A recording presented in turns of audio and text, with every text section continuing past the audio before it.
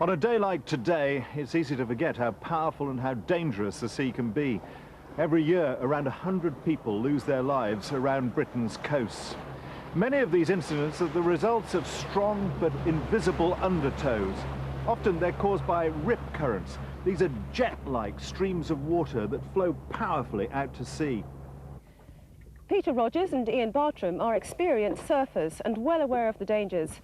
But in November 1996, a near fatal lapse of concentration was to leave them struggling for survival.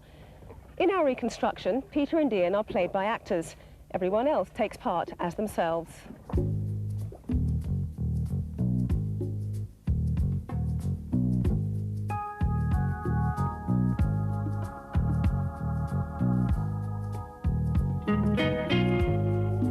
I first started surfing with Wendy, my girlfriend's brothers, Peter and James. We were driving as fast as we could down to Wales, where we planned to try and get in the surf before the sun went down. We had arranged to meet both of my brothers who were driving over from Cardiff. If it was warmer, it'd be better. But in fact, you know, it's better surf in the winter, so that's when we go. Pete, mate! Hey, Jim! Hey, how you doing? Good to see you.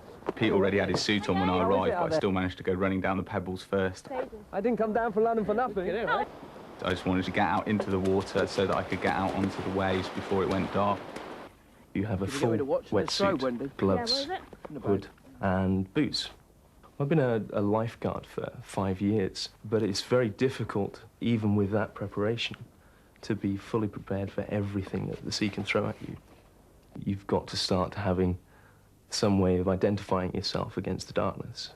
Dive sticks, torches and strobes are perhaps not the coolest way to do it, but it's essential.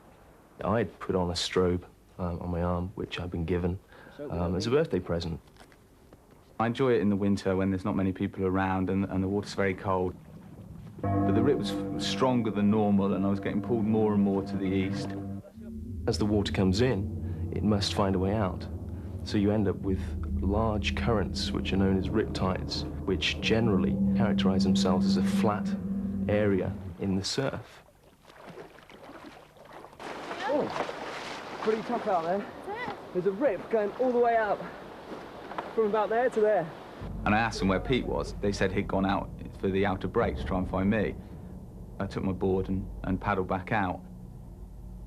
You usually stop and check your position a lot, and every surfer will tell you that. I lost concentration. I looked around in my position.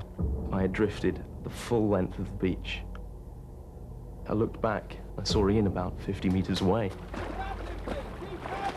He was trying to call me over. He could see that I was in a bit of a dangerous situation.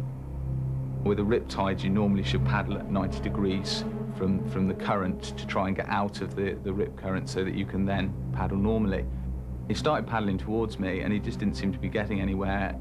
I dug my hands in with greater effort and really started to pull as hard as I could.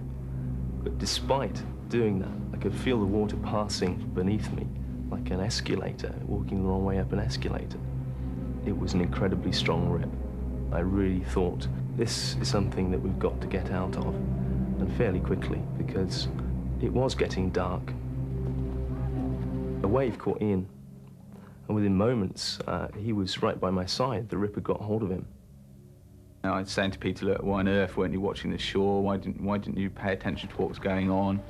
We couldn't really see the coast anymore.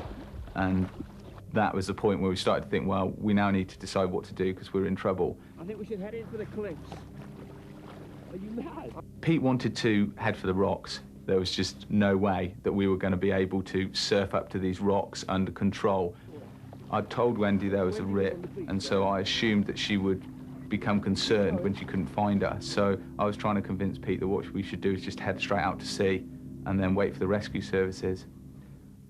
It's not unusual for them to forget what the time is when they're out surfing.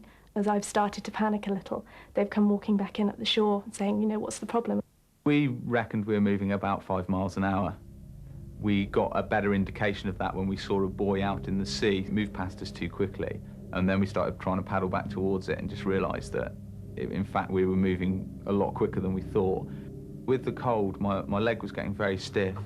And then just all of a sudden it started going into spasms. I was getting cramps. I fell off my board and ended up in the water. And Pete dove down underneath me and started stretching my foot out to try and get rid of the cramps. I really thought this is going to be a real problem, because at this early stage, he was starting to suffer. Suddenly there was a light flashing not too far away, and we thought this was a boat. We thought, this is it, this is the rescue. Iain turned and said, it's a lighthouse. I got quite scared at the time, because I thought, well, if it's a lighthouse, there must be some reason for it. There's got to be some rocks or something.